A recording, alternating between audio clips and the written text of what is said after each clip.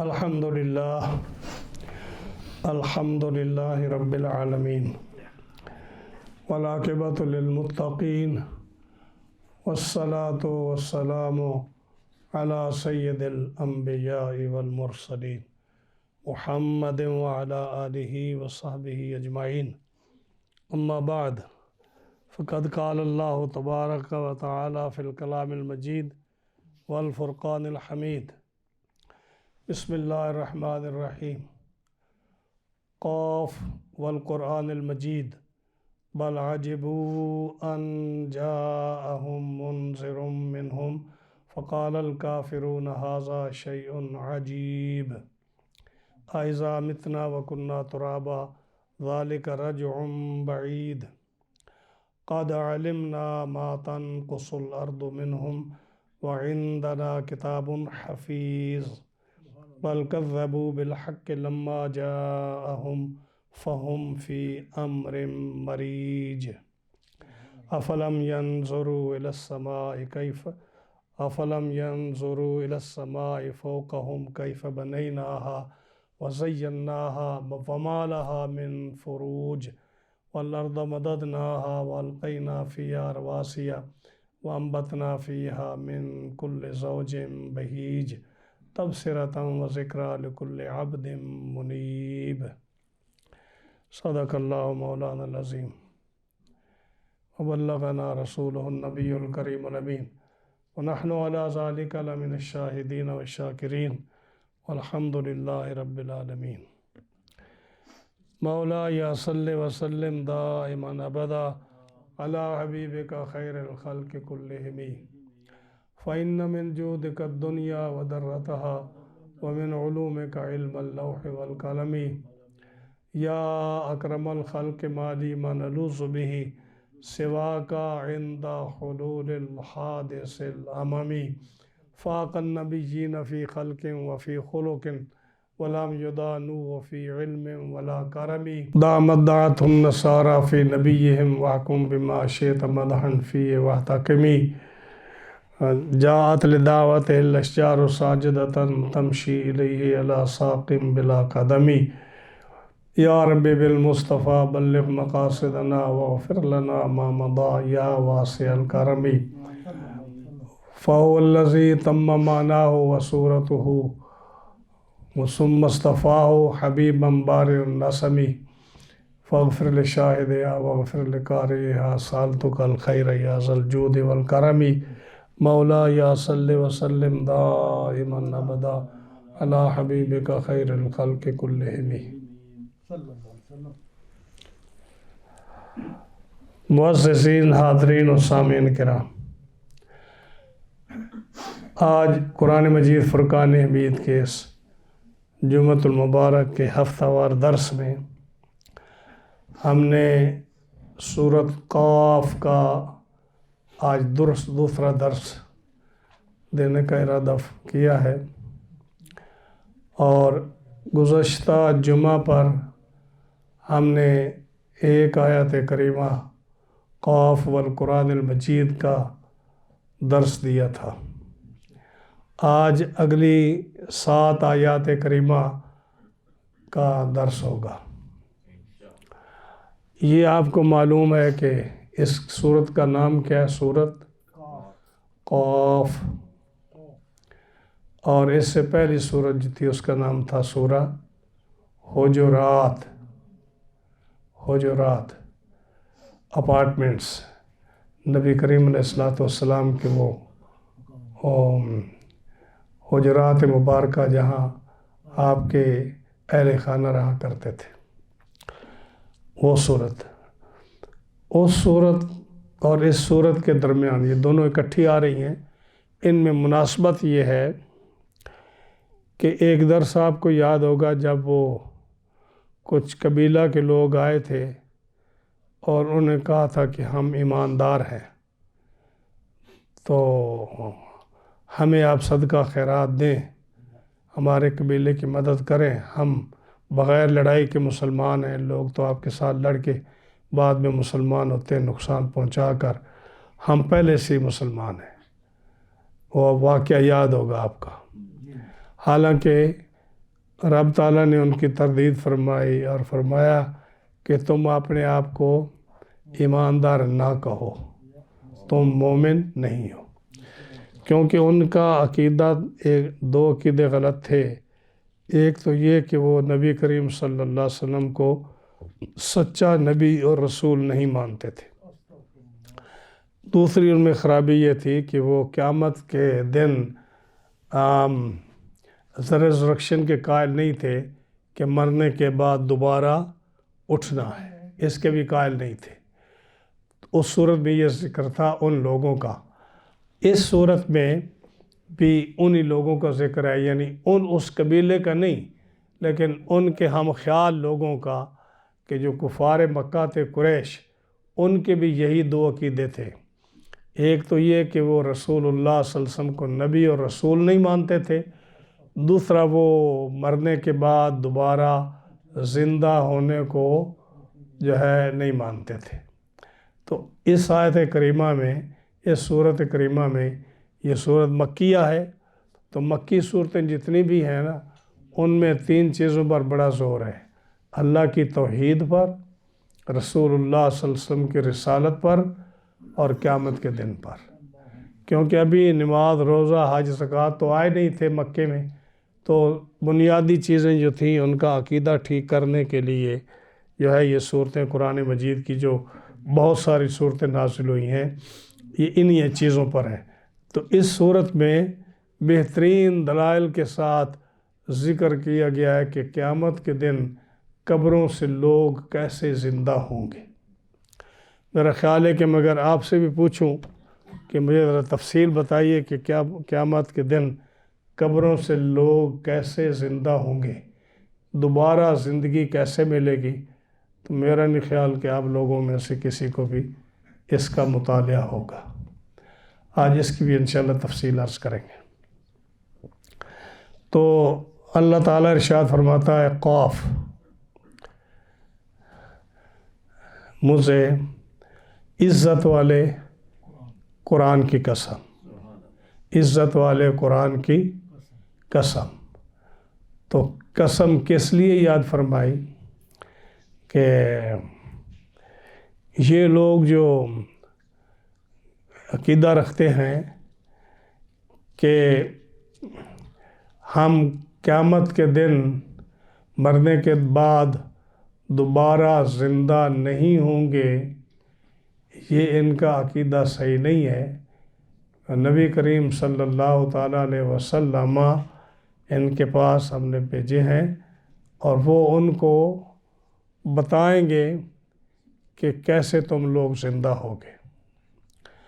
ان لوگوں نے تعجب کیا جب نبی کریم صلی اللہ علیہ وسلم نے فرمایا نا کہ قیامت سے پہلے جب قبروں سے لوگ اٹھیں گے تو اسی طرح جو ہماری آج کل کی زندگی ہے، یعنی یہی عناصر اربعہ جو پانی، مٹی، آگ، ہوا سے انسان بنا ہے اور اس کے اندر روح ہے، بالکل یہی عناصر اربعہ ہوں گے، اور اسی طرح ان کے اندر روح ہوگا، اور اسی طرح بالکل بے عینی یہی انسان کھڑا ہوگا۔ کچھ لوگوں نے بڑے بڑے سوال یہاں کیے ہیں کہ یہ کیسے ہو سکتا ہے کہ یہ سارے لوگ مر کر مٹی ہو جائیں گے، تو جب مٹی ہو جائیں گے تو پھر یہی جسم کیسے دوبارہ معرض وجود میں آئے گا؟ تو کچھ لوگوں کے اقوال ہیں کہ نہیں، یہ جسم نہیں ہوگا، بالکل یہ اجزاء نہیں ہوں گے، بالکل یہ عناصر اربعہ نہیں ہوں گے، بلکہ ان کی طرح کا ایک اور جسم ہوگا۔ لیکن یہ بات غلط ہے۔ ہاں جی، قرآن کی روح سے، احادیث کی روح سے محدثین علماء نے اس کو رد کیا ہے، اس لیے کہ اگر یہ وجود نہیں ہوگا تو اس کا مطلب ہے کہ قیامت کے دن جو عذاب ہوگا تو پھر کسی اور اعضاء کو ہوگا، جنہوں نے گناہ نہیں کیے ہوں گے ان کو عذاب ہوگا۔ تو اس لیے یہ بات غلط ہے، کوئی اور وجود ہوگا، کوئی اور اعضاء ہوں گے، بالکل یہی اعضاء ہوں گے جس سے قیامت کے دن سوال جواب ہوگا اور انہی کو اٹھایا جائے گا۔ پھر لوگ کوشچن سوال کرتے ہیں کہ دیکھو جی قیامت کے دن مومن جو ہوگا اس کا قد 60 گز ہوگا اور اس کا عمر جو ہے وہ 33 ہوگی، ان کے چہرے پر بال نہیں ہوں گے، جسم بالکل صاف ستھرے ہوں گے۔ تو آج جہاں تو لوگ جو ہے ان کے قد بھی چھوٹے ہیں، کسی کے چھوٹے ہیں، کسی کے بڑے ہیں، کسی کے بال ہیں، کسی کے نہیں ہیں، اور قد بھی اتنا نہیں ہے اور جسم بھی اتنا نہیں ہے، تو یہ کیسے ہوگا؟ تو بالکل اور مختلف ہوگی۔ جبکہ کافر جو ہیں ان کی ایک دانت کی ایک داڑھ ہے اس کی، یہ احد پہاڑ کے برابر ہوگی، اور 42 گز ان کا جو ہے موٹا چمڑا ہوگا، اور وہ 300-400 میل کی جگہ پر ایک کافر بیٹھے گا۔ تو جب اتنا بڑا کافر ہوگا تو وہ یہ آزاد تو نہ ہوئے۔ تو اس کا جواب بھی یہی ہے کہ جیسے آج دنیا میں رب تعالیٰ نے کچھ مثالیں دی ہیں، آپ یہ دیکھتے ہیں ایک بچہ ہے، وہ پیدا ہوتا ہے، نارمل پیدا ہوتا ہے، اور پھر جب اس کو کوئی بیماری لگ جاتی ہے یا وہ جسم اس کا پھول جاتا ہے تو وہ کتنا بڑا ہاتھی کی طرح کتنا بڑا ہو جاتا ہے۔ ہاں جی، اب وہی بچہ ہے جو پیدا ہوا تو چھوٹا تھا، لیکن اس کا جسم پھول کر کتنا بڑا ہو گیا، اور جب اس کی بیماری دور ہوتی ہے تو وہی جسم جو ہے وہ سکڑ کر کتنا چھوٹا ہو جاتا ہے۔ یا اسی طرح جو روایت میں آتا ہے کہ شیطان جو ہے یہ کب کا پیدا ہوا ہے، انسان سے پہلے کا ہے۔ یہ جب بوڑھا ہو جاتا ہے، انتہائی بوڑھا ہو جاتا ہے، تو پھر اس کی عمر جو ہے اس کو بالکل نوجوان کر دیا جاتا ہے، اور پھر یہ عمر گزار کر جب یہ بوڑھا ہونے کے قریب ہوتا ہے، بہت بوڑھا ہو جاتا ہے، تو پھر اس کو نوجوان کر دیا جاتا ہے۔ تو قیامت تک شیطان کی عمر اسی طرح ہوتی رہے گی۔ یہ حضرت خضر علیہ السلام کے بارے میں بعض مفسرین نے لکھا ہے کہ جب ان کی عمر 120 سال ہو جاتی ہے تو وہ بوڑھے ہو جاتے ہیں، عمر زیادہ ہو جاتی ہے، پھر ان کو 25-30 سال کا نوجوان بنا دیا جاتا ہے۔ پھر جب ان کی عمر 120 سال کے قریب ہوتی ہے تو پھر ان کو جو ہے نوجوان بنا دیا جاتا ہے۔ تو جب ایسی صورتیں ہمارے سامنے موجود ہیں تو جسم کا گھٹنا بڑھنا یہ کوئی ایسی مثال ایسی بڑی بات نہیں ہے۔ آپ کے سامنے جب بچہ ہوتا ہے تو اس کے قد چھوٹا ہوتا ہے، اس کے اعضاء ناسک ہوتے ہیں، جوان ہوتا ہے تو اس کا بڑا جسم فربا اور موٹا اور نوجوان باہمت ہو جاتا ہے، قوی الجثہ ہو جاتا ہے۔ پھر جب بڑھاپے کو جاتا ہے تو وہی آدمی بالکل پتلا ہو جاتا ہے، جسم تو وہی ہے۔ تو یہی مثال قیامت کے دن کی ہے۔ اعضاء وہی رہیں گے جن کو عذاب ہوگا، جن کو ثواب ہوگا، کیونکہ اگر کوئی اور اعضاء ہوں، کوئی اور عناصر جمع ہو جائیں کہ اس کی جگہ کوئی اور جسم آ جائے، تو یہ پھر عدل نہیں ہے کہ گناہ کسی اور اعضاء نے کیا ہے اور عذاب کسی اور کو دیا جائے یا نعمت کسی اور کو دیا جائے۔ تو قرآن مجید میں جو اعضاء کا ذکر ہے کہ ہاتھ پیر آنکھ پیر گواہی دیں گے اور پھر انہیں کو کہا جائے گا کہ عذاب چکھو، تو یہ وہی جسہ ہوگا جو قیامت کے دن اسی انسان کا ہوگا۔ اب اس پر جو ہے کفار نے بڑا تعجب کیا، انہوں نے دو بات پر تعجب کیا۔ ایک تو یہ کہا کہ دیکھو جی یہ ہمارے شہر میں پیدا ہوا، محمد صلی اللہ علیہ وسلم، ہمارے نبی صلی اللہ علیہ وسلم ہمارے شہر میں پیدا ہوئے، ہمارے سامنے یہ انہوں نے زندگی گزاری، ہمارے سامنے یہ دنیا کے کاروبار کام کاج کرتے رہے، اور آج اچانک ہی انہوں نے ہمیں واز شروع کر دیا اور کہنے لگے کہ جی مرنے کے بعد تم نے دوبارہ زندہ ہونا ہے۔ یہ ہم نے کبھی کسی سے بات سنی نہیں ہے، اور آج دیکھو یہ ہم میں سے ایک آدمی کھڑا ہو کر ہمارے سامنے یہ بات کر رہا ہے کہ جی ایسی بات کر رہے جو جس نے ہمیں تعجب میں ڈال دیا۔ عجیب بات کی ہے کہ مرنے کے بعد ہم دوبارہ پھر اسی طرح زندہ ہو جائیں گے۔ ہاں جی، تو یہ تعجب جو ہے نا، یہ تعجب دو قسم کا ہوتا ہے۔ ایک تعجب ہوتا ہے انکاری اور ایک تعجب ہوتا ہے اقراری۔ جیسے ہمارے سامنے جب رسول اللہ صلی اللہ علیہ وسلم کے فضائل کوئی آدمی بیان کرے، ہاں جی، نبی کریم علیہ السلام کے فضائل وہ بیان کرے جو ہم نے کبھی پہلے نہ سنے ہوں، آپ کا مقام جتنا بلند و بالا ہے، آپ عرش پر تشریف لے گئے، بارگاہ رب العزت میں آپ حاضر ہوئے اور اللہ تعالیٰ نے بہترین انعامات سے نوازا، تو وہ تعجب کی باتیں اور معجزات جو ہم نے پہلے کبھی نہیں سنے، تو جب ہم سنتے ہیں تو ہمیں تعجب ہوتا ہے نا، اور کہ ہم نے کبھی یہ پہلے سنے نہیں ہے۔ اتنا مقام اللہ نے اپنے نبی صلی اللہ علیہ وسلم کو دیا، تو یہ بھی تعجب ہے۔ لیکن یہ تعجب کس کا؟ اقراری ہے، کہ ہم انکار نہیں کر رہے، ہم مان رہے ہیں، اقرار کر رہے ہیں، لیکن حیران ہو رہے ہیں۔ تو یہ تعجب اقراری ہے۔ مسلمان جو اپنے نبی صلی اللہ علیہ وسلم پر یا قرآن پر یا اولیاء کرام کی بات سن کر مان کر تعجب کرتا ہے، یہ تعجب اقراری ہے۔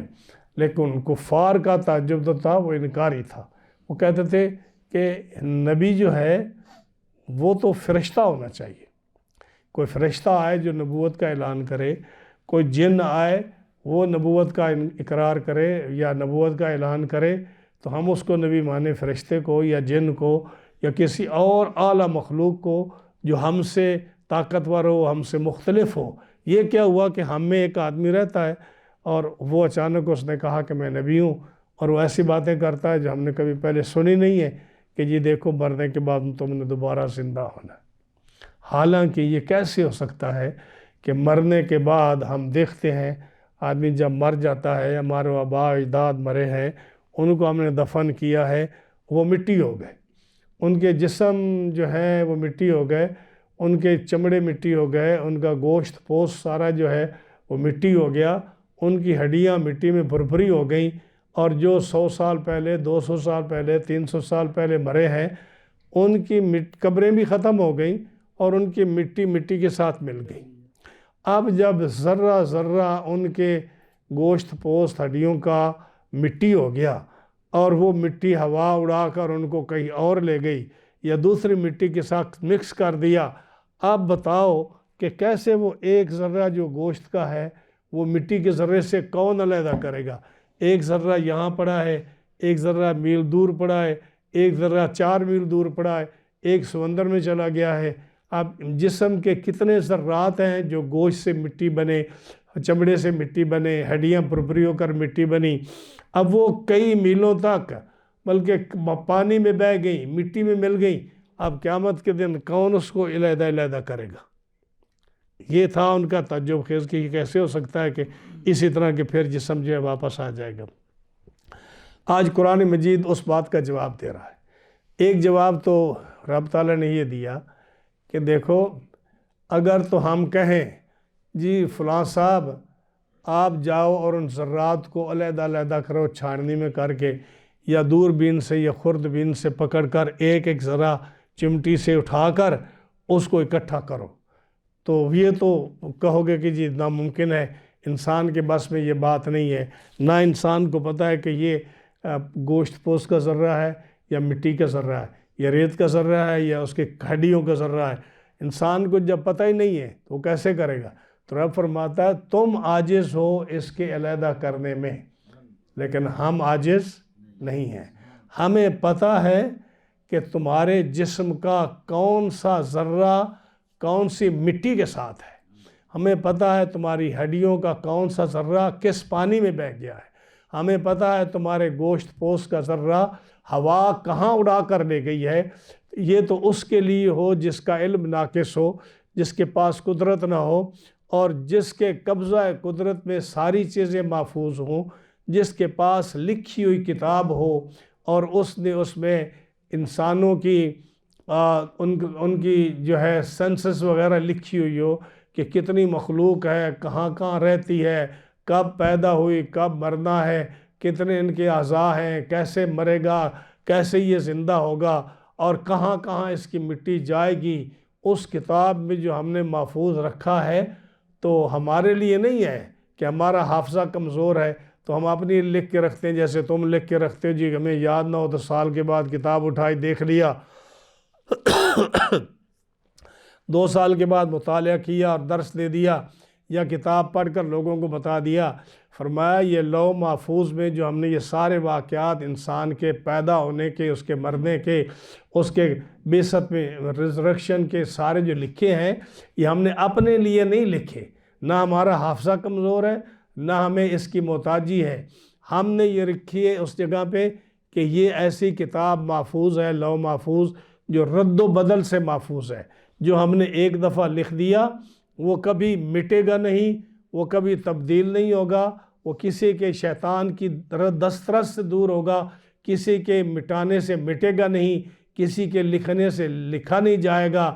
اور وہ ہم نے فرشتوں کے لیے، انبیاء کے لیے، اولیاء کے لیے یہ کتاب ہم نے لکھی ہے۔ ہم نے اپنے لیے نہیں لکھی کہ ہمارا حافظہ کمزور ہے یا ہمیں ضرورت ہے، بلکہ نبیوں کو جب معلوم کرنا ہو، جب فرشتوں کو معلوم کرنا ہو، جب ان جن کی یہ ڈیوٹی ہے جب ان کو معلوم کرنا ہو، ان کے لیے وہ کتاب محفوظ ہے۔ اس میں ہے کہ یہ کہاں کہاں چیز ہے، تو ہمیں پتہ ہے کہ ہم نے کیسے اس انسان کو زندہ کرنا ہے، تو ہم اس کو کر لیں گے۔ اور یہ فرمایا کما بدأکم تعودون، قرآن مجید میں ہے کہ جیسے ہم نے تمہیں ابتدا میں پیدا کیا، اسی طرح ہم دوبارہ تم کو لوٹائیں گے۔ لیکن پہلی جو نشأت ہے، جو پہلی ہم نے تخلیق کی ہے تمہاری، وہ مختلف ہوگی، اور جب ہم دوبارہ تمہیں اٹھائیں گے وہ مختلف ہوگی۔ اس کو بڑے بڑے علماء نے، فلاسفہ نے، امام غزالی نے، بایزید بسطامی نے، شیخ محی الدین ابن اکبر نے اس کو بڑی تفصیل کے ساتھ اپنے اپنے انداز میں اس کو بیان کیا ہے، اور بڑا دلچسپ مضمون ہے۔ سورہ واقعہ میں بھی اس کا ذکر آتا ہے، وَلَقَدْ عَلِمْتُمُ النَّشْأَةَ الْأُولَىٰ، اس طرح کے الفاظ آتے ہیں کہ تم جیسے ہم نے پہلی دفعہ ہم نے تمہیں پیدا کیا، اور ہمارے لیے کوئی مشکل نہیں تھا، تو ہم دوسری دفعہ بھی اسی طرح تمہیں پیدا کر سکتے ہیں، لیکن جب دوبارہ پیدا کریں گے تو ہمارے لیے مشکل نہیں ہوگا۔ نبی کریم علیہ السلام فرماتے ہیں کہ وَهُوَ أَهْوَنُ عَلَيْهِ، دوبارہ پیدا کرنا اللہ کے لیے پہلے کی طرح نہیں بلکہ اس سے بھی آسان ہوگا، کیونکہ پہلے انسان پیدا ہو چکا ہے، دوبارہ پیدا کرنا اس سے کون سا مشکل ہے، وہ آسان ہے۔ اب پہلی دفعہ تو آپ کو تھوڑا بہت اندازہ ہے کہ انسان کیسے پیدا ہوا، کہ اللہ تعالیٰ نے مرد کے پشت میں، صلب میں مادہ منویہ رکھا پشت میں، اور اللہ تعالیٰ نے جوڑا پیدا فرمایا، مذکر اور مؤنث، اور پھر جو ہے وہ مادہ منویہ ماں کے رحم میں گیا، اور ماں کے رحم میں اس نے پرورش پائی تو بچہ پیدا ہوا۔ اب بچے کو ہم آپ سب لوگ اپنے نظر سے دیکھتے ہیں کہ ماں حاملہ ہوئی، 9 ماہ بچہ پیٹ میں رہا، اس کا جو ہے آج کل کی سائنس نے اس کا ایک ایک سیکنڈ جو ہے اس کا ویڈیو بنا کر پیش کر دیا، کہ جو آج سے چند سو سال پہلے کسی کو علم نہیں تھا، اب سب کچھ جو ہے اگر انسان چاہے تو 9 مہینے کی جو ڈاکومنٹری ہے وہ سب کے سامنے آ جائے۔ اور یہ فرمایا کہ ہم نے انسان کو پیدا کیا، بچہ پیدا ہوا، پھر وہ بڑا ہوا، پھر بوڑھا ہوا، وہ فوت ہو گیا۔ فوت ہونے کے بعد جب وہ قبر میں چلا گیا، مٹی ہو گیا، تو کسی کو کتنے سال گزرے، تھوڑے گزرے، زیادہ گزرے۔ آدم علیہ السلام کے زمانے کے جو لوگ فوت ہوئے ان کو دیکھو کتنا عرصہ ہو گیا، اور جو آج فوت ہوگا اس کے لیے بھی پتہ نہیں کتنے ہزاروں لاکھوں سال قبر میں اور رہنا پڑے گا، اور جو قیامت کے قریب ہوں گے وہ مریں گے، سارے لوگ مٹی ہو جائیں گے، سارے لوگ مٹی ہو جائیں گے۔ حضرت سیدنا ابو ہریرہ رضی اللہ تعالی عنہ کی ایک حدیث ہے، حضرت ابو ہریرہ رضی اللہ تعالی راوی ہے کہ نبی کریم صلی اللہ علیہ وسلم نے فرمایا کہ انسان کے جسم میں ایک ہڈی ہے، یہ ہے طریقہ دوبارہ پیدا ہونے کا۔ ایک تو ہم نے بتایا نا کہ پہلی پیدائش انسان کی وہ ہے کہ منی جو ہے ماں کے رحم میں آئی، بچہ جو ہے وہ خون کے لوتھڑے سے، یا وہ اس جو ہے جو بھی سائنس نے بتایا 4 طریقے اس سے بچہ ماں کے رحم میں آیا، پھر وہ پیدا ہوا، پھر بڑا ہوا، پھر بوڑھا ہو گیا، وہ مر گیا۔ لیکن دوسری نشأت کے بارے میں حضرت ابو ہریرہ رضی اللہ عنہ کی حدیث ہے، نبی کریم علیہ السلام نے فرمایا انسان کے جسم میں ایک ہڈی ہے، جس کو مٹی نہیں کھاتی، جس کو مٹی نہیں کھاتی۔ صحابہ نے عرض کیا یا رسول اللہ صلی اللہ علیہ وسلم وہ کون سی ہڈی ہے جس کو مٹی نہیں کھاتی؟ یعنی یہ انسان کسی کا جسم بھی ہے نا، جب وہ قبر میں جاتا ہے یا کہیں مرتا ہے اور پڑا رہتا ہے تو اس کو مٹی کھا جاتی ہے، اس کی ہڈیاں بھربھری ہو جاتی ہیں، اس کی کھوپڑی، اس کا جسم، اس کا پوست، ہڈیاں، گوشت پوست سب کچھ ختم ہو جاتا ہے۔ لیکن ایک ہڈی کا ایک ذرہ ہے، چھوٹا سا رائی کے دانہ کے برابر، جس کے اندر کوئی سوراخ نہیں ہے، وہ بالکل چھوٹا سا دانہ ہے، نو میٹر وہ سمندر میں گر پڑے، وہ تیزاب میں چلا جائے، وہ آگ میں جلا دیا جائے، وہ مٹی میں رکھ دیا جائے، اس کو سارے جسم کو مٹی کھا جائے گی، اس ہڈی کو جو ایک رائی کے برابر کا دانہ ہے اس کو مٹی نہیں کھا سکے گی، نہ وہ گلے گی نہ وہ سڑے گی، وہ اسی طرح رہے گی۔ صحابہ کرام رضوان اللہ علیہ نے عرض کیا یا رسول اللہ صلی اللہ علیہ وسلم وہ کون سی ہڈی ہے؟ فرمایا اس کا نام عجب الذنب ہے۔ اس کا نام کیا ہے؟ عجب الذنب۔ ہاں جی،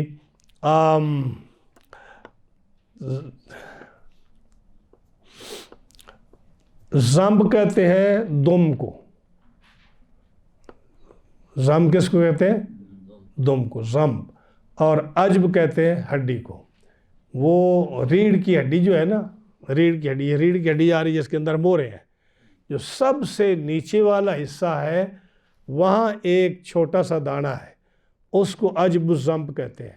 کوئی بھی انسان جب مرتا ہے تو سارا جسم اس کا مٹی ہو جائے، جل جائے، سڑ جائے، گل جائے، اس کو تیزاب میں ڈال دیا جائے، کچھ کر دیا جائے، سب کچھ ختم ہو سکتا ہے، لیکن وہ جو دم کی ہڈی ہے، ریڑھ کی ہڈی کا وہ حصہ ہے، وہ کبھی ختم نہیں ہوتا۔ یہ حدیث پاک مسلم شریف، بخاری شریف، ابو داؤد شریف، مسند امام احمد بن حنبل میں ہے۔ اور جو وہ ہڈی ہے اس کو اللہ تعالیٰ نے محفوظ رکھا ہے، کسی طرح سے وہ سڑتی جلتی گلتی نہیں ہے۔ جب قیامت کا دن ہوگا، جب اللہ تعالیٰ کو منظور ہوگا، اب میں بتاؤں کہ کیسی دوبارہ تخلیق کیسی ہوگی۔ بارش آئے گی، بارش ہوگی، اور وہ بارش جو ہے اس میں یہ بارش کا پانی نہیں ہوگا، اس میں بارش کا پانی نہیں ہوگا۔ جیسے انسان کا مادہ منویہ جو ماں کے رحم میں جاتا ہے اور ماں کے اس جزو کے ساتھ جب وہ ملاپ کرتا ہے تو وہاں سے تخلیق کا سلسلہ شروع ہوتا ہے۔ اب وہ جو آسمان سے بارش اترے گی، وہ مادہ جو ہے جو منی کی شکل کا ہوگا، جب وہ گرے گا تو جہاں جہاں وہ رائی کا دانہ وہ عجب الذنب پڑا ہوگا اس کے اوپر وہ قطرات ٹپکیں گے۔ جب اس کے اوپر قطرہ ٹپکے گا تو پھر اب جیسے ماں کے پیٹ میں نہ بال ہے، نہ ہڈی ہے، نہ گوشت ہے، نہ پوست ہے، کچھ بھی نہیں ہے، شروع میں صرف خون کا لوتھڑا، پہلے پانی ہے، منویہ مادہ ہے، پھر خون کے ساتھ ملا، اس کے بعد پھر گوشت بنا، پھر ہڈی بنی، جیسے قرآن مجید نے اس کو ذکر کیا۔ اب جو مادہ منویہ اس عجب الذنب کے ساتھ لگے گا، اب جہاں جہاں وہ اعضاء اس کے جسم کے پڑے ہیں، جو مٹی ہو چکے ہیں، جو ہڈیاں بھربھری ہو چکی ہیں، جو گوشت پوست سب ختم ہو چکا ہے، وہ وہاں سے اڑے گا اور اس عجب الذنب کے ساتھ وہی اعضاء ملنے شروع ہو جائیں گے۔ جب ملنے شروع ہو جائیں گے تو جیسے انسان دنیا میں آپ نے اس کو دفن کیا تھا، اسی طرح کا انسان جو ہے قیامت کے میدان اس پہ کھڑا ہو جائے گا۔ اس کو فرمایا کما بدأکم تعودون، جیسے ہم نے تمہاری ابتدا کی تھی اسی طرح لوٹائیں گے، لیکن پہلی نشت جو ہے، پہلی پیدائش تمہاری اور پہلی تمہاری جو ہے تخلیق یہ اور طرح سے ہوگی، اور دوسری جو ہے یہ اور طرح سے ہوگی۔ اب یہ جو ہے، اب یہ ہے کہ دوبارہ جب مخلوق کیسے آئے گی۔ نبی کریم صلی اللہ علیہ وسلم کی دوسری حدیث ہے جو حضرت اوس بن اوس رضی اللہ تعالیٰ عنہ سے روایت ہے کہ نبی کریم علیہ السلام نے ارشاد فرمایا، ہاں جی، آپ نے فرمایا تمہارے ان دنوں میں جو 7 دن ہیں ہفتہ کے، ان میں سب سے افضل دن کون سا ہے؟ جمعہ کا دن ہے۔ اسی دن آدم علیہ السلام کو پیدا کیا گیا اور فرمایا اسی دن ان کی روح قبض کی گئی۔ آدم علیہ السلام جمعے کے دن عصر کے بعد آپ کو پیدا کیا گیا اور اسی دن حضرت آدم علیہ السلام کو جو ہے ان کی روح قبض کی گئی، حضرت آدم علیہ السلام کی۔ اسی دن سور پھونکا جائے گا، جو قیامت کے دن، قیامت سے پہلے جو اسرافیل علیہ السلام سور پھونکیں گے، جو ساری دنیا جس سے مر جائے گی، ہاں جی، وہ بھی اسی دن پھونکا جائے گا، جمعہ کا دن ہوگا۔ اور دوسرا بھی اس دن پھونکا جائے گا، وہ بھی جمعہ کا دن ہوگا۔ اس دن سب لوگ بے ہوش ہو جائیں گے، ہاں جی۔ اور نبی کریم علیہ السلام نے فرمایا یہ خاص دن ہے جمعہ کا، اس لیے تم مجھ پر کثرت سے درود بھیجا کرو۔ جمعہ کا دن افضل ہے، اسی دن آدم پیدا ہوئے، اسی دن ان کی روح نکلی، اس دن سور پھونکا جائے گا، اسی دن قیامت قائم ہوگی، لہٰذا تم سب سے زیادہ درود میرے اوپر اسی دن پڑھا کرو، ہاں جی، کیونکہ تمہارا درود جو ہے یہ مجھ پر پیش کیا جاتا ہے۔ صحابہ کرام رضوان اللہ علیہ مجمعین نے عرض کیا، یا رسول اللہ صلی اللہ علیہ وسلم، ہمارا درود آپ پر کس طرح پیش کیا جائے گا حالانکہ آپ کا جسم بوسیدہ ہو چکا ہوگا؟ یعنی جیسے جو حدیث ہے جو حضرت ابو ہریرہ والی کہ ہر آدمی جو قبر میں جاتا ہے اس کا جسم جو ہے بوسیدہ ہو جاتا ہے، مٹی ہو جاتا ہے، تو صحابہ نے کہا، یہ سنیں حدیث، جب آپ کا جسم مٹی ہو جائے گا، بوسیدہ ہو جائے گا، تو ہم آپ پر کیسے درود بھیجیں؟ وہ درود آپ پر کیسے پیش کیا جائے گا؟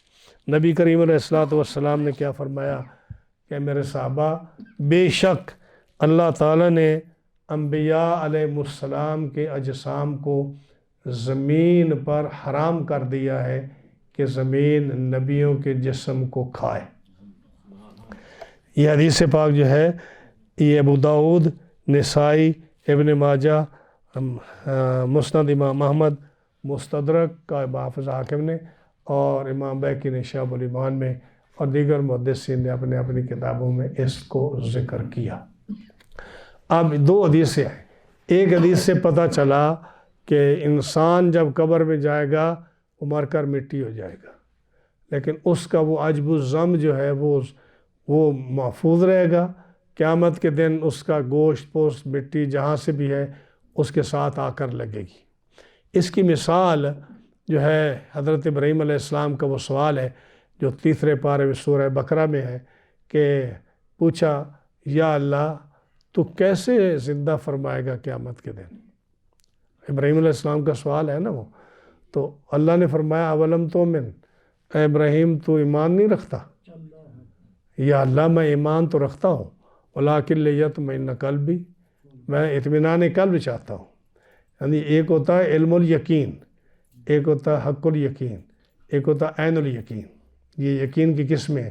علم یقین یہ ہے کہ آپ کو کسی آدمی نے بتایا، آپ نے کتاب میں پڑھا، آپ نے ایک چیز دیکھی، آپ نے ایک چیز سنی، اور یا کتاب میں پڑھی یا کسی نے بتایا، جیسے ہم آپ کو بتا رہے ہیں، تو آپ کے پاس ایک علم آ گیا، ہاں جی، کہ یہ قرآن کا علم ہے، یہ حدیث کا علم ہے، یہ فلاں بزرگ نے بتایا، یہ علم و یقین ہے، علم کے ذریعے آیا۔ ایک ہے عین الیقین، ہاں جی، عین الیقین ہے کہ اپنی آنکھ سے کوئی آدمی دیکھے۔ ایک حق الیقین ہے کہ دل اس کا مطمئن ہو اس پر۔ تو حضرت ابراہیم علیہ السلام نے کہا کہ میں اطمینان قلب چاہتا ہوں یا اللہ، تو فرمایا 4 پرندے پکڑو۔ انہوں نے 4 پرندے پکڑے جس میں مختلف قسم کی ان کے اندر عادتیں تھیں، مثلا کبوتر تھا یا مرغ تھا، یا اس طرح کے 4 پرندے لیے، فرمایا ان کو ذبح کرو۔ ذبح کیا تو ذبح کرنے کے بعد فرمایا ان 4 پرندوں کے گوشت کو اور ہڈیوں کو قیمہ بنا دو۔ تو انہوں نے 4 پرندے جو ہیں ان کا قیمہ کر دیا، قیمہ کر کے بالکل باریک اس کو مکس کر دیا۔ اب جب مکس ہو گیا تو اب فرمایا کہ ان کو مکس قیمے کو اور ہڈیوں کو 4 پہاڑوں پر رکھ دو، ایک اس پہاڑ پر رکھ دو، اس کا کچھ مکس ہوا حصہ، ایک اس پر رکھ دو، ایک اس پر رکھ دو، ایک اس پر رکھ دو۔ چار پہاڑوں پر 4 پرندوں کا مکس شدہ قیمہ رکھ دیا گیا. ہاں جی، سورہ بقرہ کے آخری رکوع میں یہ واقعہ آتا ہے. اور فرمایا کہ ان چاروں کے سر جو ہے نا ان کو اپنے ہاتھ میں رکھو. چاروں کے سر جو ہے ان کے اپنے ہاتھ میں رکھے، اور پھر فرمایا کہ ادعوہن، بلاؤ ان کو. ہاں جی، اے مرغ تم آ جاؤ، ہاں جی بطخ تم آ جاؤ، کبوتر تم آ جاؤ. جو بھی پرندے 4 تھے جب ان کو بلایا تو اب اسی کے اعضاء جو مکس شدہ سے کچھ ادھر سے اٹھے، کچھ ادھر سے اٹھے، کچھ ادھر سے اٹھے، کچھ ادھر سے اٹھے، تو وہ اپنے اپنے سروں کے ساتھ وہ سارے جڑتے گئے. ہاں جی، فرمایا اس طرح ہم قیامت کے دن انسان کو زندہ کریں. ہاں جی. اب یہ سورج جو ہے سیدنا ابراہیم علیہ السلام کے، یہ قرآن مجید نے اس کو ذکر کیا، تو اب آپ کو سمجھ آ گئی ہوگی کہ جب عجب الذنب جو ہے، جب اس پر وہ منویہ مادہ پڑے گا، بارش پڑے گی، اور حکم ہوگا کہ رب تعالیٰ فرمائے گا کہ جو عضو و ذرہ گوشت کا جہاں کہیں بھی ہے، ہاں جی، وہ میرے اور آپ کے حوالے نہیں ہوگا، وہ اللہ کے حکم سے وہ وہاں سے اڑے گا، اور ہر ایک کا حصہ عجب الذنب کے ساتھ جڑتا چلا جائے گا، جڑتا چلا جائے گا، جڑتا چلا جائے گا، اور انسان کھڑا ہو جائے گا. ہاں جی، تو اب جو ہے یہ ہمارے تمہارے زید اور بکر کے لیے ہے، لیکن صاحب تفسیر روح البیان اور صاحب تفسیر قرطبی، ہاں جی، احکام القرآن، انہوں نے اس بات کو واضح لکھا کہ انبیاء کے جسم اس سے مستثنیٰ ہے. انبیاء کے جسم کو مٹی نہیں کھاتی، شہداء کے جسم کو مٹی نہیں کھاتی، اور جو ہے اولیاء کے جسم کو مٹی نہیں کھاتی. یہ تو کتابوں کے حوالے ہیں نا. آپ لوگوں نے کئی ایک واقعات پڑھے سنے ہوں گے، ہاں جی، کہ کئی لوگوں کا جو ہے جب قبر گری اور کھودی گئی، یا ان کو قبر سے یا کسی نکالا گیا، تو ان کے جسم بالکل صحیح سلامت تھے. ہاں جی، اس میں کئی ایک مثالیں موجود ہیں. حضرت امیر معاویہ رضی اللہ تعالیٰ عنہ نے اپنے زمانہ حکومت میں نہر کھدوائی جو چلی آ رہی تھی احد پہاڑ کے پاس سے. جب وہ نہر کھود رہے تھے تو 2 صحابہ کی قبریں سامنے آ گئیں. جب ان کی قبر کھدی تو ان کے جسم بالکل صحیح سلامت پڑے تھے، اور ایک صحابی کا ہاتھ زخم کے اوپر تھا ایسے، اور خون بند تھا. اب کتنے سال گزر گئے، اگرچہ وہی صدی تھی کہ صحابی رسول نے قبر کھدوائی میرے معاویہ نے، لیکن 40 سال تقریباً آلموسٹ گزر گئے ہوں گے. تو جب ان کا ہاتھ ہٹایا گیا تو خون ایسے نکلا جیسے زندہ آدمی کا خون نکلتا. پھر اس ہاتھ کو وہیں رکھ دیا گیا. اسی طرح جو ہے ایک وہ واقعہ، اس کے بعد ایک واقعہ جو 1935 میں عراق میں واقع ہوا. 2 صحابہ کرام کے مزارات جو بادشاہ کو اور مفتی اعظم عراق کو خواب میں ملے کہ ہماری قبر میں دجلہ کا پانی آ گیا ہے، ہمیں محفوظ مقام پر منتقل کرو. تو بادشاہ نے اگنور کیا. جب مفتی کو خواب آیا پھر دونوں جب ملے تو فیصلہ ہوا کہ ان کی قبروں کو کھولا جائے. لیکن اب چونکہ 1400 سال گزر چکے ہیں، 1300 سال گزر چکے ہیں، تو ان کو جو ہے وہ ایمان اس وقت کا تو نہیں تھا کہ اب ان کے ذہن میں تھا پتہ نہیں ہے کیا معاملہ ہے کیا نہیں معاملہ. تو کہا جی پہلے پتہ کرو انجینئروں کو بلا کر کہ پانی کہیں قریب آیا بھی ہے یا نہیں. جب انہوں نے آس پاس زمین کھودی تو پتہ چلا کہ پانی تو آ چکا ہے. ایک صحابی کے مزار میں پانی آ چکا ہے، دوسرے کے قریب ہے. لیکن پھر تاریخ طے ہو گئی. یہ واقعہ عام جو ہے کئی کتابوں تفسیروں میں بھی اور کئی رسالوں میں اور کئی اخباروں میں واقعہ بڑا مشہور ہے. 1935 کا واقعہ ہے. تو اعلان ہو گیا کہ حج کے فلاں تاریخ کو ہم ان کا قبریں کھولیں گے. تو لوگ حج پر تھے، حج کا موسم تھا. لوگوں نے تاریں بھیجی کہ اللہ کے لیے آپ اس کو مؤخر کرو تاکہ ہم حج کے بعد ہم جنازے میں شامل ہو چکیں. یہ دور تھا جو مصر کا بادشاہ فاروق تھا، اس کے دور کی بات ہے. یا اسی طرح جو ہے مختلف اسلامی ممالک کے جو سربراہ تھے انہوں نے خط لکھے. یہ سارے وہاں پہنچے. جب پہنچے اور قبور کو کھولا گیا، صحابہ کی قبریں بالکل کھولی، کفن بھی موجود ہے، جسم بھی تازہ موجود ہے۔ ایک جرمن ڈاکٹر جو تھا آئی اسپیشلسٹ، اس نے جب صحابی کی آنکھوں کو دیکھا تو کہنے لگا کہ یہ آنکھیں دیکھ کر میں گواہی دیتا ہوں کہ یہ آدمی زندہ ہے، ان کے اندر چمک موجود ہے۔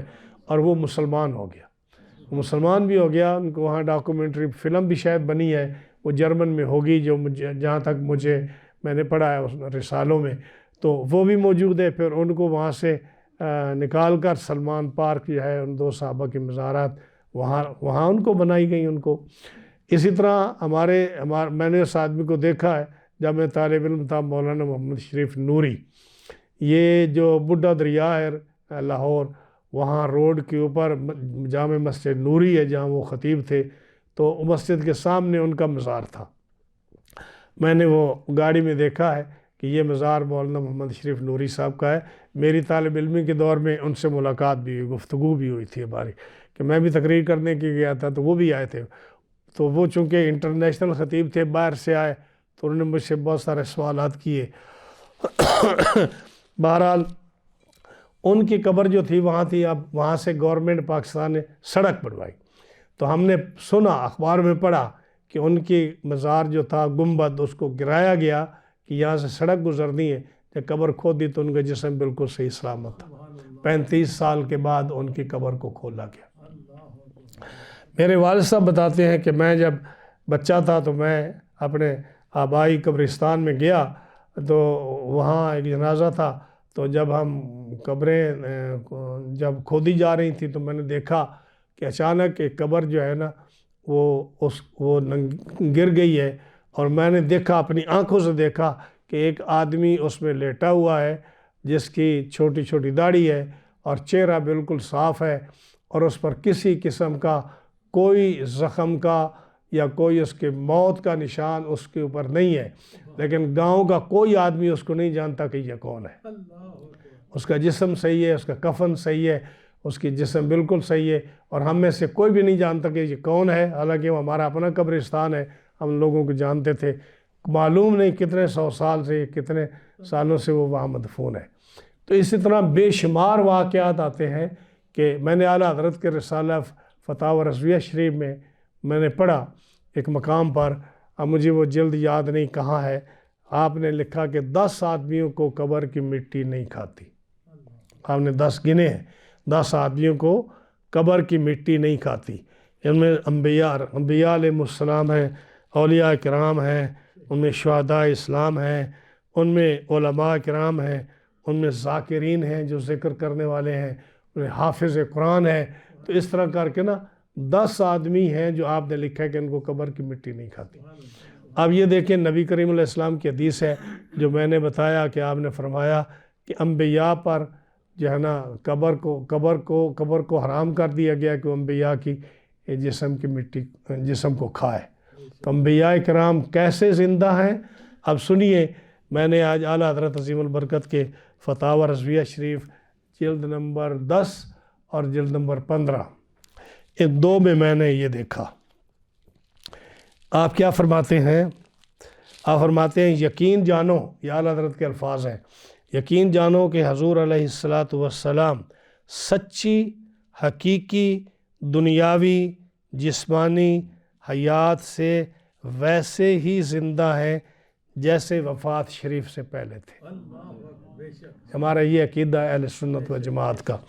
ہاں جی، یقین جانو کہ حضور علیہ السلام سچی، حقیقی، دنیاوی، جسمانی حیات سے ویسے ہی زندہ ہیں جیسے وفات شریف سے پہلے تھے۔ ان کی اور تمام انبیاء کرام علیہ السلام کی موت صرف وعدہ الہی، صرف کہ کل نفس ذائقۃ الموت، اللہ نے وعدہ کیا کہ ہر نفس نے موت کا ذائقہ چکھنا، اس وعدے کو پورا کرنے کے لیے صرف وعدہ خدائی بمصداق کو ایک آن کے لیے تھی۔ ہاں جی، ان کا انتقال صرف نظر عوام سے غائب ہو جانا ہے۔ انبیاء جو انتقال فرما گئے نا، فوت ہو گئے، ہاں جی، ان کو موت آئی، اس کا معنی کیا ہے؟ اللہ حضرت آپ فرماتے ہیں کہ ہماری نظروں سے وہ غائب ہو گئے، یہی ان کی موت ہے۔ ادروائز وہ اپنی قبروں میں اسی طرح زندہ ہیں جیسے پہلے تھے۔ اسی لیے نبی کی بیویاں آگے نکاح نہیں کر سکتی، نبی کی وراثت تقسیم نہیں ہوتی۔ ہاں جی، نبی زندہ ہے، جیسے دنیاوی زندگی میں تھا ایسے ہی ہے، لیکن ہماری نظروں سے اوجھل ہونا، اسی کو ان کے لیے موت کہا گیا۔ ادروائز جیسے ان کی دنیاوی زندگی تھی اسی طرح وہ آج بھی موجود ہے۔ اس لیے دیکھتے ہو کہ جہاں کہیں بھی کوئی امت پر ایسا پرابلم مشکل آتی ہے تو آپ واقعات اولیاء کے سنتے ہو کہ انہوں نے دیکھا کہ حضور علیہ السلام اپنے صحابہ کے ساتھ روضہ شریف سے نکل کر وہاں جا رہے ہیں۔ پوچھا سرکار آپ کہاں تشریف لے جا رہے ہیں؟ فلاں جگہ پر یہ واقعہ ہو گیا تو میں وہاں جا رہا ہوں۔ ہاں جی، اب اس کے لیے کیا فرمایا؟ دوسرے یہ تو فتاوی رضویہ شریف تھا نا، اب مدخل ابن حاج ان کی عبارت سنیے، لا فرقہ بین موت ہی و حیات ہی، نبی کریم علیہ السلام کی موت اور آپ کی زندگی اس میں کوئی فرق نہیں۔ لا فرقہ بین موت ہی و حیات ہی صلی اللہ علیہ وسلم فی مشاہدت ہی لامت ہی، یعنی جیسے آپ زندگی میں امت کو دیکھتے تھے اور ان سے باتیں کرتے تھے، اسی طرح آپ روضہ شریف میں بھی اپنی امت کو اسی طرح دیکھ رہے ہیں۔ وہ معرفت ہی، اور جیسے آپ دنیاوی زندگی میں سب کو پہچانتے تھے اسی طرح آپ اب بھی پہچان رہے ہیں۔ بِأَحْوَالِهِمْ وَعَزَائِمِهِمْ وَنِيَّاتِهِمْ وَخَوَاطِرِهِمْ، ان کے ارادوں کو، ان کی دل کی باتوں کو، ان کے حالات کو، ان کے ارادوں کو سب جانتے ہیں۔ وَذَلِكَ عِنْدَهُ لِأَجَلٍ لَا خِفَاءَ بِهِ وَذَلِكَ عِنْدَهُ جَلِيٌّ لَا خِفَاءَ بِهِ، اور اس میں کسی قسم کا کوئی شک نہیں ہے، ساری چیزیں آپ کے سامنے پوری امت کے حالات واضح ہیں۔ یہ دوسرے عالم کا قول ہے۔ تیسرا عالم جو ہے جس میں حضرت ابن حمام رحمۃ اللہ علیہ، ہاں جی، اور علی قاری مکی رحمۃ اللہ علیہ، وہ فرماتے ہیں انہ صلی اللہ علیہ وسلم عالم، آج بھی نبی کریم صلی اللہ علیہ وسلم جانتے ہیں بے حضور کا، کہ میرے پاس کون آیا ہے، سامنے کون کھڑا ہے، وقیام کا، اور کون کھڑا ہے، وسلام کا، اور کون مجھے سلام پیش کر رہا ہے، اے بل جمیع احوال کا، اور بلکہ سارے احوال رسول اللہ صلی اللہ تعالیٰ علیہ وسلم آپ جانتے ہیں، و ارتحال کا و مقام کا، کون یہاں سے کس وقت جا رہا ہے اور کون یہاں رک چکا ہے، ان سارے احوال کو رسول اللہ صلی اللہ علیہ وسلم جانتے ہیں۔ یہ ہمارا عقیدہ ہے۔ تو یہ جو تقویت الایمان میں اسماعیل دہلوی صاحب نے لکھا کہ نبی کریم علیہ السلام نے فرمایا میں بھی ایک دن مر کر مٹی میں ملنے والا ہوں، میں بھی الیاذ باللہ میں بھی ایک دن مر کر مٹی میں ملنے والا ہوں، کسی حدیث میں یہ بات نہیں ہے۔ حدیث تو میں نے آپ کو کتنے حوالوں میں بتایا کہ نبی کریم علیہ السلام نے فرمایا کہ اللہ تعالیٰ نے زمین پر حرام کیا ہے کہ وہ انبیاء کے جسم کو کھائے۔ جب زمین پر حرام کیا ہے تو پھر یہ کہاں سے آ گیا کہ میں بھی ایک دن مر کر مٹی میں ملنے والا ہوں؟ الیاذ باللہ تعالیٰ منہ۔ بلکہ میں نے تو آپ تو قرآن مجید کی آیات ہیں کہ شہید زندہ ہے، تو جب مٹی کھا جائے تو زندہ کیسے ہوا؟ جب شہید کو مٹی کھا جائے تو وہ زندہ کیسے ہوا؟ فرمایا ہم تو ان کو رزق دیتے ہیں لیکن تمہیں پتہ نہیں ہم ان کو رزق کیسے پہنچاتے ہیں۔ تو دار آخرت جو ہے، عالم برزخ، یہ ٹوٹلی مختلف ہے۔ یہ آپ کو نظر کچھ آتا ہے، حالات اس کے کچھ ہوتے ہیں۔ کسی آدمی کو سوائے اللہ کے نیک بندے کے، ولی کامل کے، یا انبیاء علیہ السلام کے، یا ایسے بلند مقام رکھنے والی جو اللہ کی مخلوق ہے، ان کے سوا عالم برزخ کی حقیقت کو کوئی شخص نہیں پہچان سکتا۔ بظاہر آپ کے سامنے آدمی پڑا ہے، وہ نہیں بول رہا، اس کو کوئی پتہ نہیں کہ اس کی کیا سچویشن ہے، کیا حالت ہے، لیکن ایک آنکھ والا جانتا ہے، ایک نبی جانتا ہے، رسول جانتا ہے، ولی جانتا ہے کہ یہ اس کی کیفیت جنتیوں والی ہے یا اس کی کیفیت دوزخیوں والی ہے، کیونکہ عالم برزخ کا علم کسی کو بھی نہیں ہے سوائے انبیاء علیہ السلام کے۔ تو اب جو ہے جو وہ دانہ ہے جس کو عجب الذنب کہتے ہیں، اس کے ساتھ گوشت کا تعلق ہوتا ہے، تو جا کر سارے جب اعضاء اس کے ساتھ ملیں گے تو انسان بن جائے گا۔ امام غزالی رحمۃ اللہ علیہ نے اس کی مثال یہ دی ہے، آپ نے فرمایا کہ آپ دیکھتے ہو ایک درخت ہے، وہ اس کی کتنی بڑی بڑی جڑیں ہیں، اس کی کتنا بڑا تنا ہے، اس کے کتنے پھل ہیں، کتنی شاخیں ہیں، لیکن وہ پیدا کیسے ہوتا ہے؟ ایک چھوٹا سا دانہ۔ اب چھوٹا سا دانہ ہے، اس سے وہ درخت پیدا ہوا اور ساری اس شاخوں اور پھلوں اور سائے کا اور پتوں کا تعلق اس دانے کے ساتھ ہے۔ اسی طرح قیامت کے دن جو دانہ ہے عجب الذنب، اس کے ساتھ انسان کا تعلق ہوگا، اس کا قد 60 گز ہو جائے یا 300 گز ہو جائے یا اس کا 33 گز ہو جائے یا چھوٹا ہو جائے یا بڑا قد ہو جائے، اس کا تعلق اسی عجب الذنب کے ساتھ ہے۔ یہ امام غزالی رحمۃ اللہ علیہ نے فرمایا۔ اور شیخ جو ہے بایزید بسطامی رحمۃ اللہ علیہ، اللہ کے ولی، وہ کیا فرماتے ہیں کہ جو ریڑھ کی ہڈی ہے، وہ جو عجب الذنب جو آخری دانہ ہے اس کا، جس پہ کوئی سوراخ نہیں، جو رائی کے دانے کے برابر ہے، اس کا علماء نے مختلف نام رکھا ہے۔ ہاں جی، امام غزالی رحمۃ اللہ علیہ نے اس کا اور نام رکھا ہے، ہاں جی، نفس، آپ بولتے ہیں اس کا نام نفس ہے، اور بایزید بسطامی نے اس کو جوہر فرد کہا ہے۔ وہ جوہر فرد ہے اور جز واحد ہے، جو سڑنے اور گلنے کو قبول نہیں کرتا، لیکن اس میں قوت قابلیت حیولانیہ ہے، انسان کے جسم کو قبول کرنے کی طاقت اس عجب الذنب دانے میں ہے، بلکہ وہی حیولہ نفس حیوانیہ کی صورت میں ہے جو عناصر کے ان اجزاء کی حامل ہے، کہ جتنے بھی عناصر اربعہ ہیں، آگ، پانی، مٹی، ہوا، وہ جا کر اس کے ساتھ چمٹتے ہیں اور وہ ہیکل محسوس بن جاتا ہے۔ اور شیخ اکبر محی الدین ابن عربی نے کیا فرمایا؟ انہوں نے فرمایا میں نے کشف سے معلوم کیا، چونکہ وہ اللہ کے بزیم ولی تھے، کہتے میں نے کشف سے معلوم کیا کہ عجب الذنب ہی وہ دانہ ہے، وہ جو ایک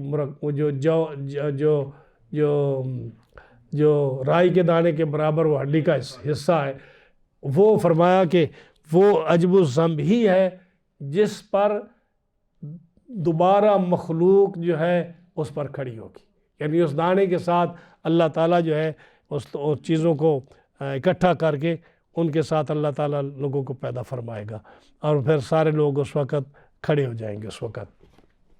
تو اسی کو ذکر کیا کہ قرآن مجید کی قسم، یہ جو ہے نا، بل عجبوا ان جاءہم، ان کفار کو تعجب ہوا اس بات سے کہ ان کے پاس ایک ڈر سنانے والا منذر یعنی نبی صلی اللہ علیہ وسلم تشریف لائے ہیں، تو کافر کہنے لگے ھذا شیء عجیب، یہ بڑی عجیب بات ہے کہ ہم میں رہتا ہوا یہ آدمی ہمیں درس دیتا ہے۔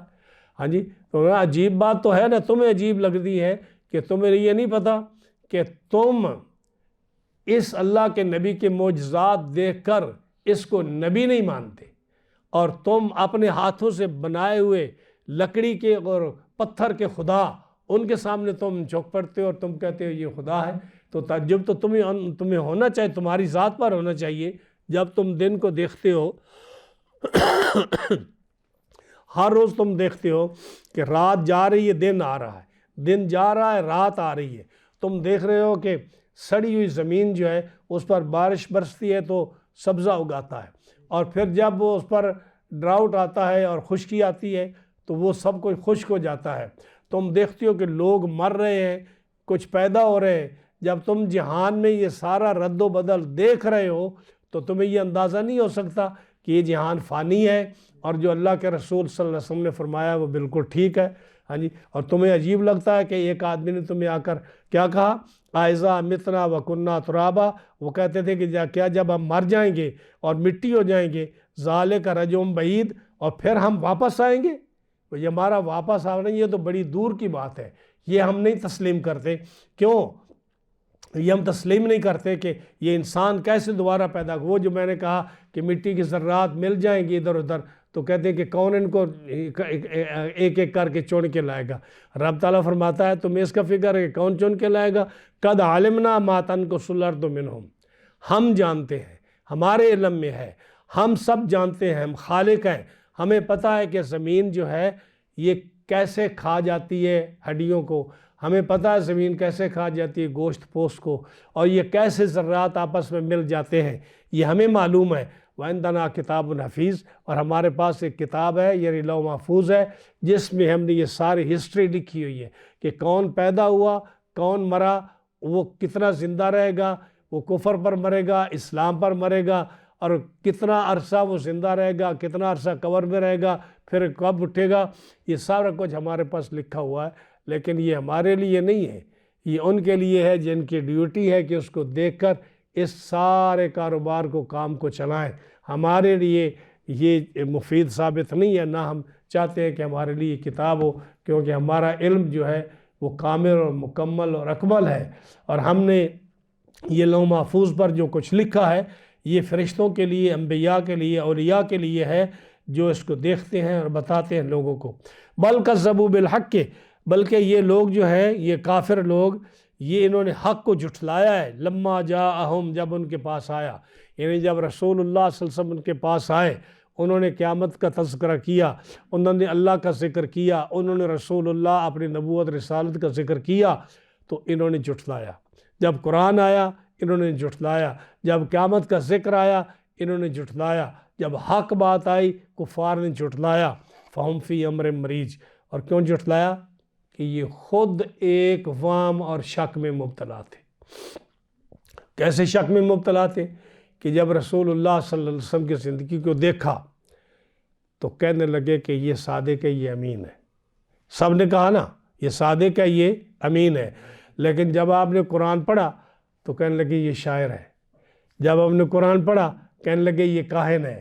جب آپ نے قرآن پڑھا کہنے لگے یہ مجنون ہے۔ جب آپ نے قرآن پڑھا کہتے ہیں یہ کسی سے سن کر ہمیں بتاتا ہے۔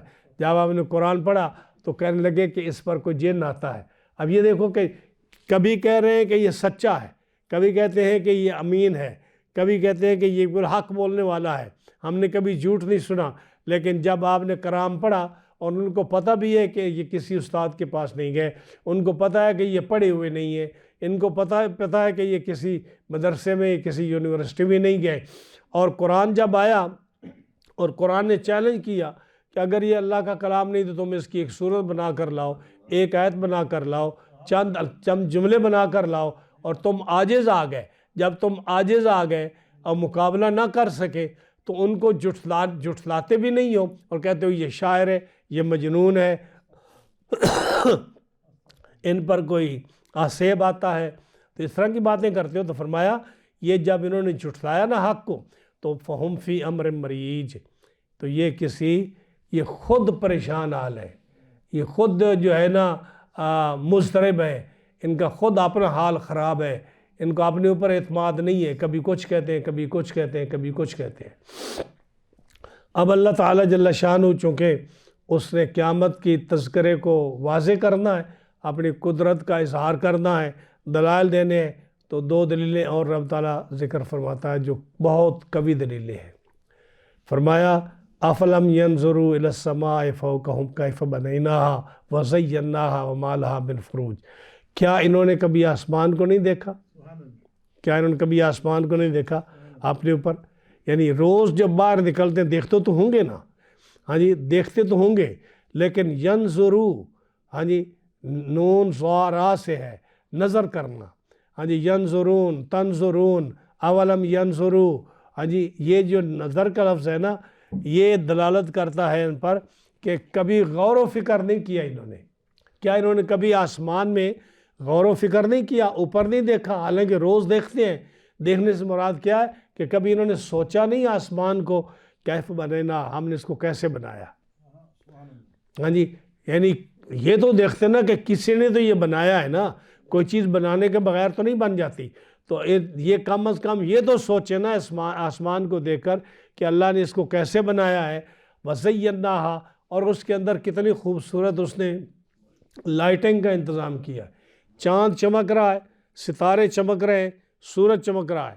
آپ اب گھر میں ایک دیا روشن کرتے ہیں تو آپ کیا کرتے ہیں؟ اس کے لیے تیل منگاتے ہیں، اس کے لیے وہ جو ہے کاٹن منگاتے ہیں، اور اس کو ہوا سے محفوظ رکھتے ہیں تاکہ اس کو بجھے نہیں۔ جب تم ایک دیے کے لیے اتنا پیسہ خرچ کرتے ہو، اتنا اہتمام کرتے ہو، اس کی حفاظت کرتے ہو، تو کبھی آپ نے دیکھا کہ ہم نے کبھی کوئی انجینئر اوپر بھیجا ہو جو چاند کو صحیح کر رہا ہو، جو اس کے جو ہے نا اس کی جو ہے نا کیا کہتے ہیں اس کی مرمت کر رہا ہو، اس کی مینٹیننس کر رہا ہو؟ ہاں جی، کتنا عرصہ گزر گیا، کتنے 100 سال، کتنے کروڑوں لاکھوں سال گزر گئے، اور چاند کی روشنی میں کوئی فرق نہیں آیا، ستاروں کی روشنی میں کبھی کوئی فرق نہیں آیا، اس کو مینٹیننس کی ضرورت نہیں پڑی، کبھی وہ پرانا نہیں ہوا، اور اس کا خوبصورتی، اس کی صفائی، اور اس میں کسی قسم کا کوئی چیز کا پھٹ جانا، ہاں جی، وَمَا لَهَا مِن فروج، اور اس میں کسی قسم کا کوئی سوراخ نہیں ہے۔ کوئی ہے سوراخ آسمان میں دیکھتے ہو؟